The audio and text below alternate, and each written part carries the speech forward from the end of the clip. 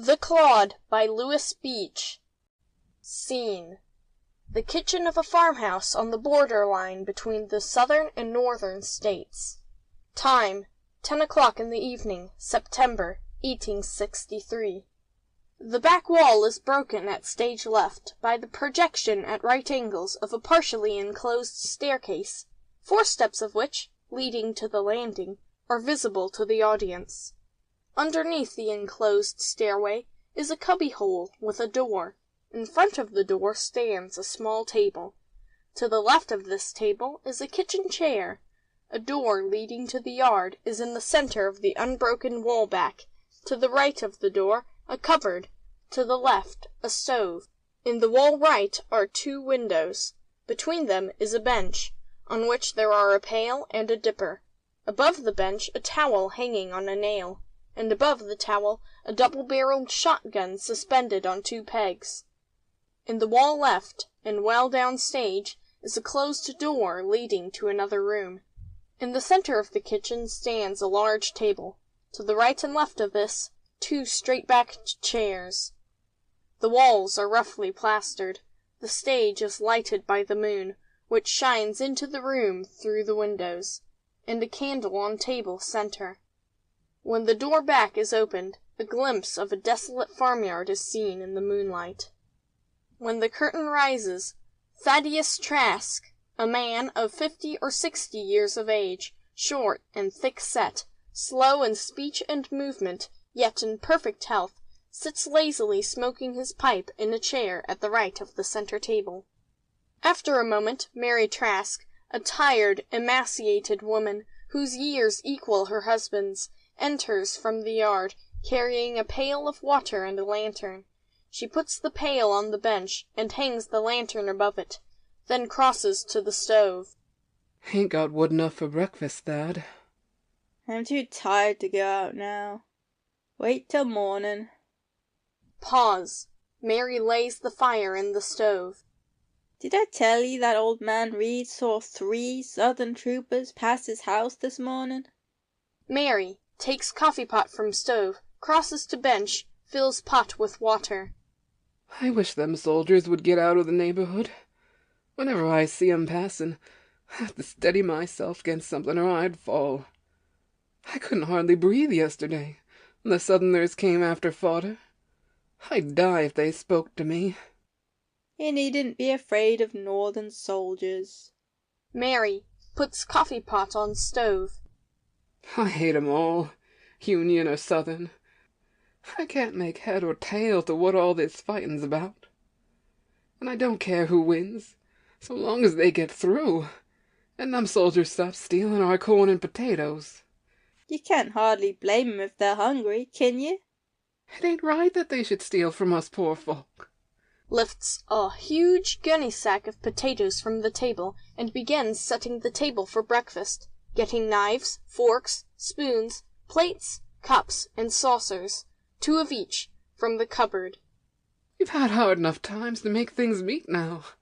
I ain't sat down once today, except for meals, and when I think of the work I gotta do tomorrow, I ought to been in bed hours ago. I'd help if I could, but it ain't my fault if the Lord seed fit to lay me up so I'm always ailing. Rises lazily. You better try and take things easy tomorrow. It's well not to say, but them apples gotta be picked and the rest of the potatoes sorted. If I could sleep at night, it'd be all right. But with them soldiers bout, I can't. Thaddeus crosses to right, fondly handles his double-barreled shotgun. Jolly. Wish I'd see a flock of birds. Mary, showing nervousness. I'd rather go without than hear ye fire. I wish ye didn't keep it loaded. You know I ain't got time to stop and load when I see the birds. They don't wait for you. Hangs gun on wall, drops into his chair, dejectedly. Them pigs has got to be butchered. Wait till I get a chance to go to Sister's. I can't stand it to hear 'em squeal. Thaddeus, pulling off his boots, grunting meanwhile. Best go soon then, 'cause they're as fat as they'll ever be, and there ain't no use in wasting feed on 'em. Pause. Rises. Ain't you ready for bed? Go on up. Thaddeus takes candle in one hand, boots in other, moves towards stairs. And Thad, try not to snore tonight. Thaddeus, reaching the landing, Hit me if I do. disappears from view. Mary fills the kettle with water and puts it on the stove, closes the door back, takes the lantern from the wall, tries twice before she succeeds in blowing it out, puts the lantern on the table before the cubbyhole, drags herself up the stairs, pausing a moment on the top step for a breath before she disappears from sight. There is a silence. Then the door back is opened a trifle, and a man's hand is seen. Cautiously the door is opened wide, and a young Northern soldier is silhouetted on the threshold. He wears a dirty uniform and has a bloody bandage tied about his head. He is wounded, sick, and exhausted. He stands at the door a moment, listening intently, then hastily crosses to the center table looking for food. He bumps against the chair and mutters an oath. Damn it. Finding nothing on the table, he moves toward the cupboard. Suddenly the galloping of horses is heard in the distance. The Northerner starts, then rushes to the window nearer the audience. For a moment the sound ceases. Then it begins again, growing gradually louder and louder. The Northerner hurries through the door left. Horses and voices are heard in the yard, and almost immediately heavy thundering knocks sound on the door back. A racket is heard above stairs. The knockers on the door grow impatient, and push the door open. A large, powerful Southern sergeant and a smaller, more youthful trooper of the same army enter. At the same time, Thaddeus appears on the stairs, carrying a candle. Sorry, my friend, but you were so darn slow about opening the door that we had to walk in. Has there been a Northern soldier round here today? I ain't seed one. Have you been here all day? I ain't stirred from this place. Call the rest of your family down. My wife's all there is. Goes to foot of stairs and calls loudly and excitedly. Mary! Mary! Come down right off. You better not lie to me, or it'll get tough with you. I swear I ain't seed no one. Mary comes downstairs slowly. She is all a-tremble. Say, Mary, you was You keep still, man. I'll question her myself. To Mary. You were here at the house all day? Mary is very fearful and embarrassed, but after a moment manages to nod her head slowly. You didn't take a trip down to the store? Mary shakes her head slowly. Haven't you got a tongue? Yes? Then use it. The Northern soldier who came here a while ago was pretty badly wounded, wasn't he? No one's been here. Come, woman, don't lie. Mary shows a slight sign of anger. He had a bad cut in his forehead, and you felt sorry for him and gave him a bite to eat. No one's been near the house today. Sergeant, trying a different tone. We're not going to hurt him, woman. He's a friend of ours. We want to find him and put him in a hospital. Don't we, Dick? Turning to his companion. He's sick and needs to go to bed for a while. He ain't here. What do you want to lie for? I ain't lying. I ain't seen no soldier. No one could have come without her seeing him. I suppose you know what'll happen to you if you are hiding the man. Mary stands rooted to the spot where she stopped when she came downstairs. Her eyes are fixed on the sergeant. There ain't no one here. We both been here all day, and there couldn't no one come without our knowing it. What they want round here anyway? We'll search the place.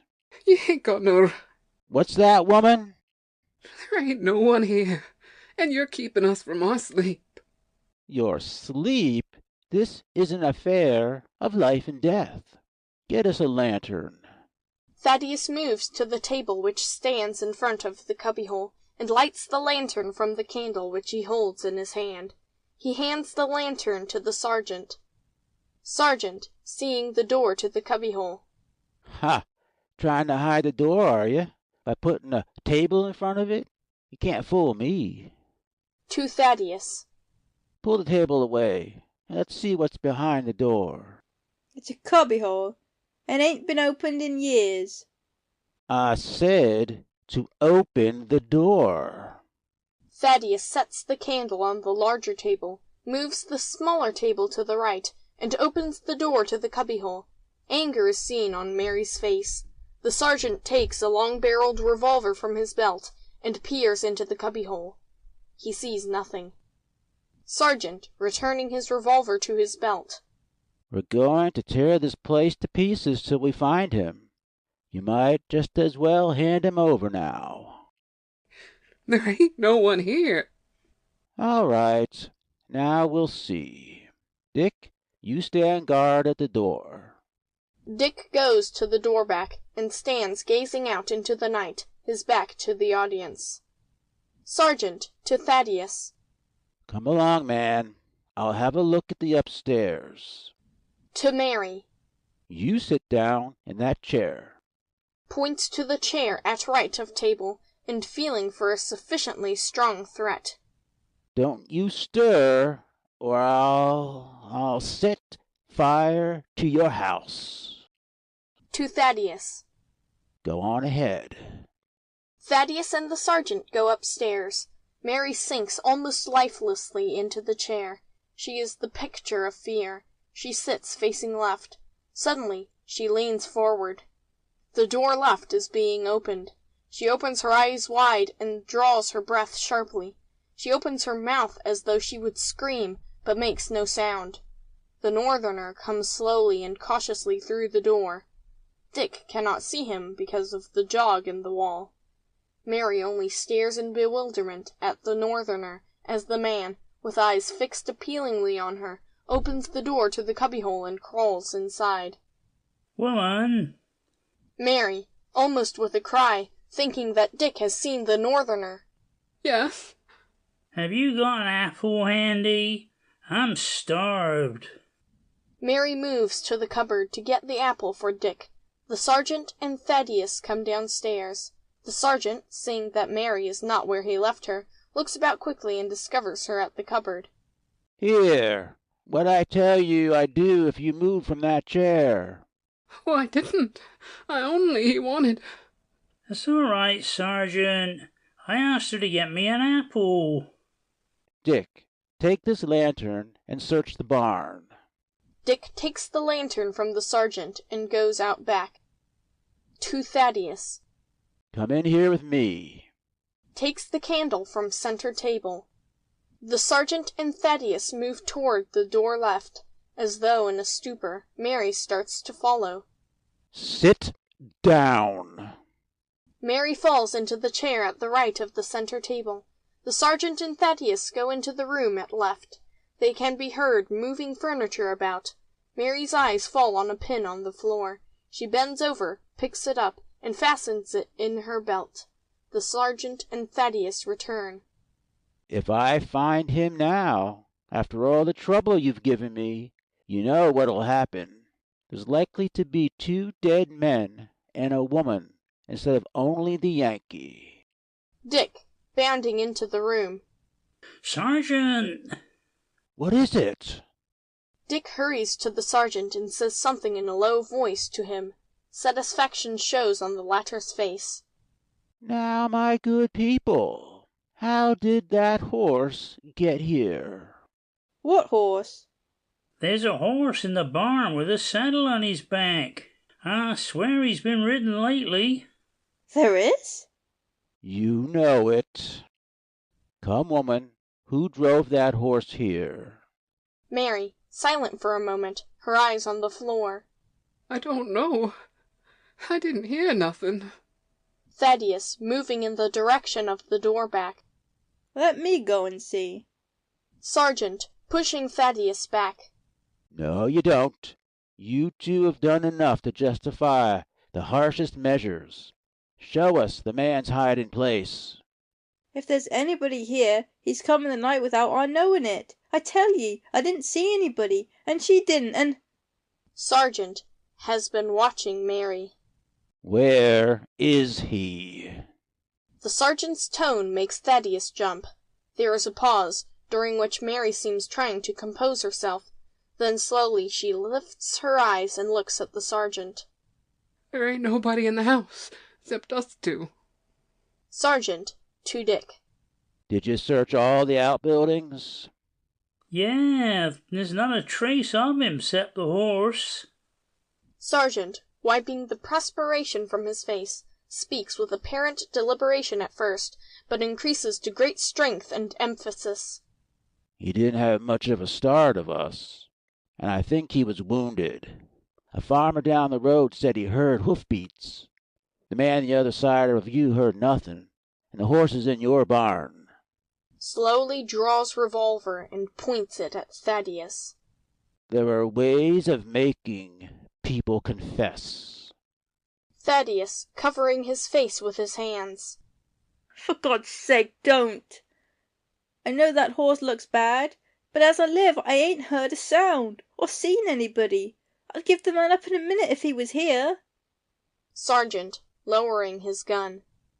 Yes, I guess you would. You wouldn't want me to hand you and your wife over to our army to be shot like dogs. Mary shivers. Sergeant swings round sharply and points the gun at Mary. Your wife knows where he's hid. Mary, breaking out in irritating, rasping voice. I'm sure I wish I did, and I'd tell ye quick and get ye out of here. 'Tain't no fun for me to have ye prowling all over my house. You ain't got no right to torment me like this. Lord knows how I'll get my day's work done if I can't have my sleep. Sergeant has been gazing at her in astonishment, lowers his gun. Good God, what a clod! Nothing here but her own petty existence. Indifferent voice to Mary. I'll have to ask you to get us something to eat. We're famished. With relief, but showing some anger, Mary turns to the stove. She lights the fire and puts more coffee in the pot. Come, Dick. We better give our poor horses some water. They're all tired out. The man isn't here. If he were, he couldn't get away while we're in the yard. To Thaddeus. Get us a pail to give the horses some water. Sees the pails on the bench, picks one of them up and moves toward the door. That ain't the horse's pail. Come along. You can help. That's the drinking water pail. That's all right. The sergeant, Dick, and Thaddeus go out back.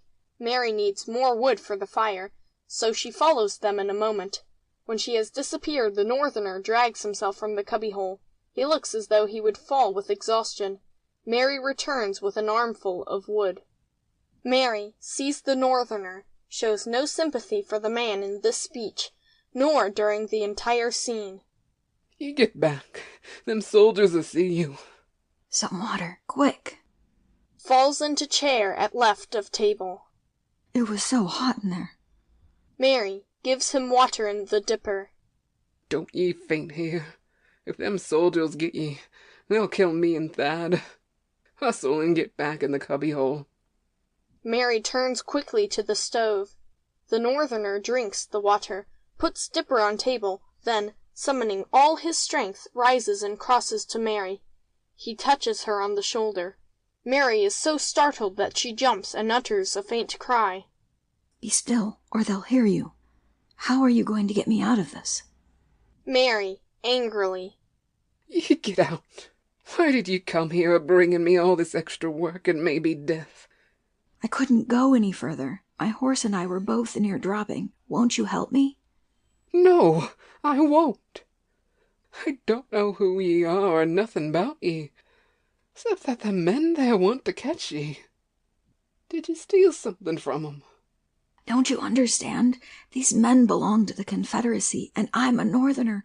They've been chasing me all day. Pulling a bit of crumpled paper from his breast.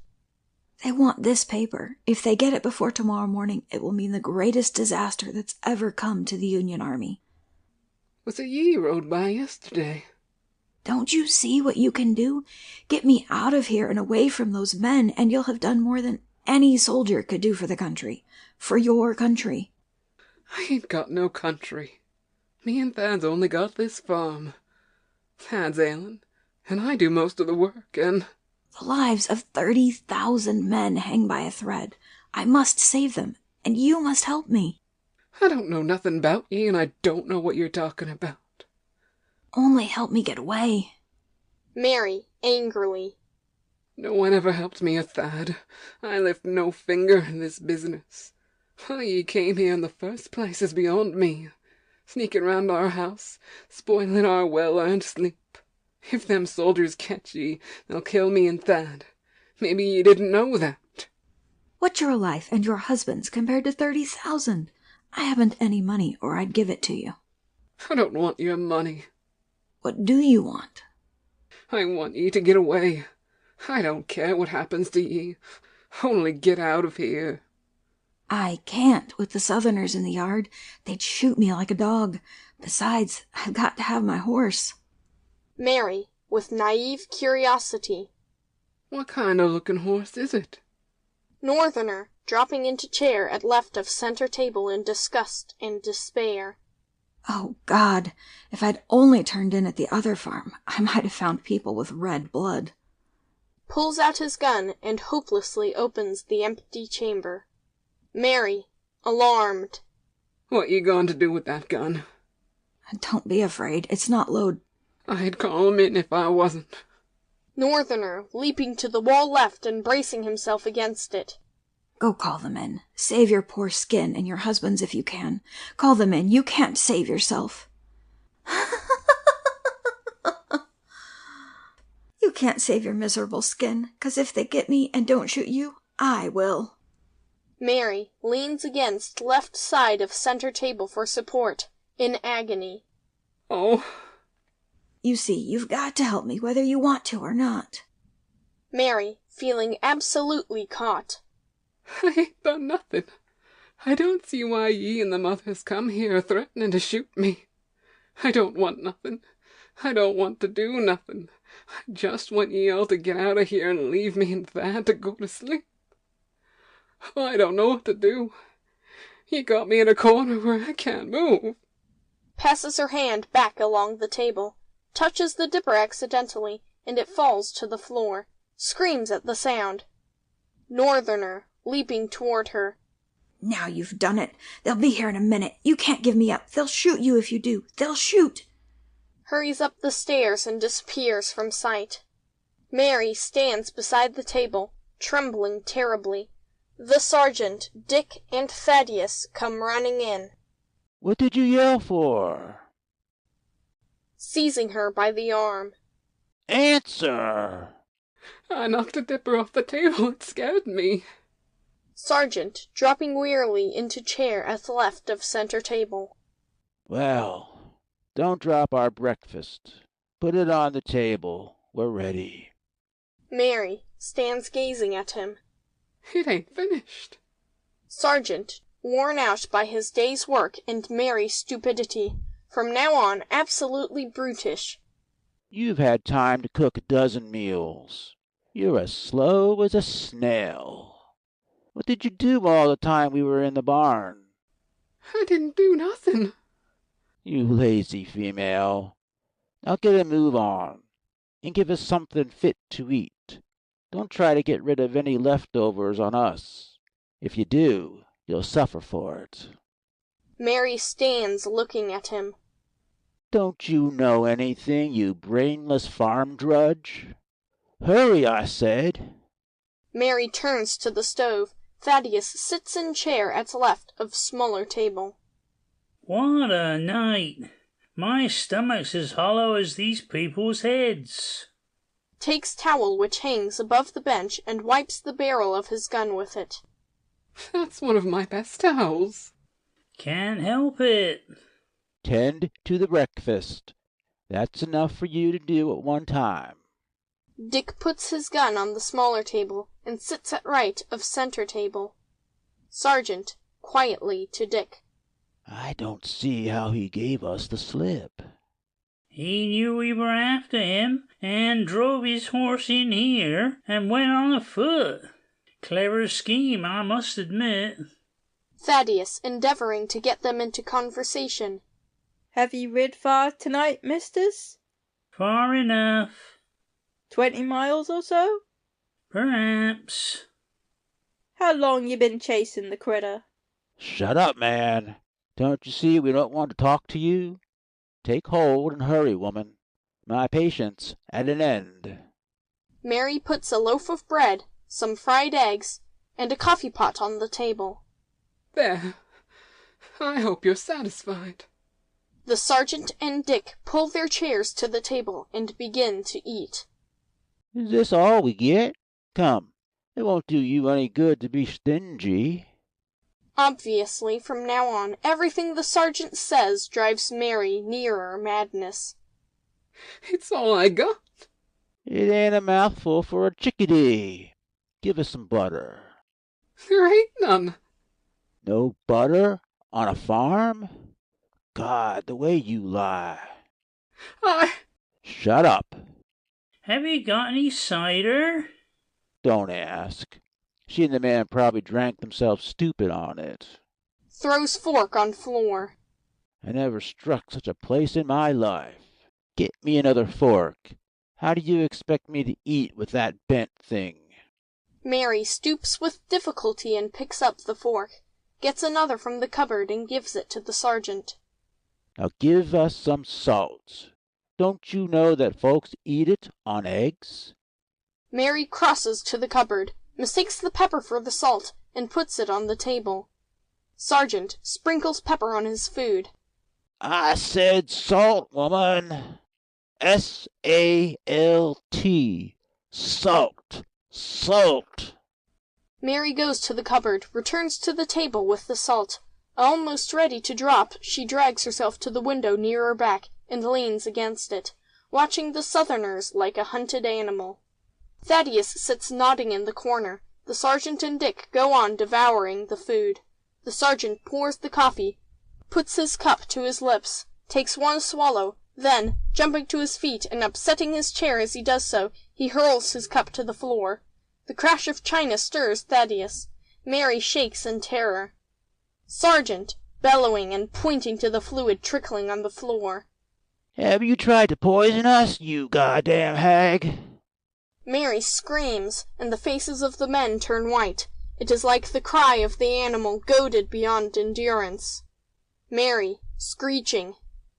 Call my coffee poison, will ye? Call me a hag? Oh, learn ye, I'm a woman and you're driving me crazy. Snatches the gun from the wall, points it at the sergeant, and fires. Keeps on screeching. The sergeant falls to the floor. Dick rushes for his gun. Mary! Mary! Mary, aiming at Dick and firing. I ain't a hag. I'm a woman, but you're killing me. Dick falls just as he reaches his gun. Thaddeus is in the corner with his hands over his ears. The Northerner stands on the stairs. Mary continues to pull the trigger of the empty gun. The Northerner is motionless for a moment. Then he goes to Thaddeus and shakes him. Go get my horse. Quick! Thaddeus obeys. The Northerner turns to Mary. She gazes at him, but does not understand a word he says. Northerner, with great fervor. I'm ashamed of what I said. The whole country will hear of this. And you. Takes her hand and presses it to his lips, then turns and hurries out of the house. Mary still holds the gun in her hand. She pushes a strand of gray hair back from her face, and begins to pick up the fragments of the broken coffee cup. I'll have to drink out of the tin cup now. The hoofbeats of the Northerner's horse are heard. Curtain. End of The Clod by Lewis Beach.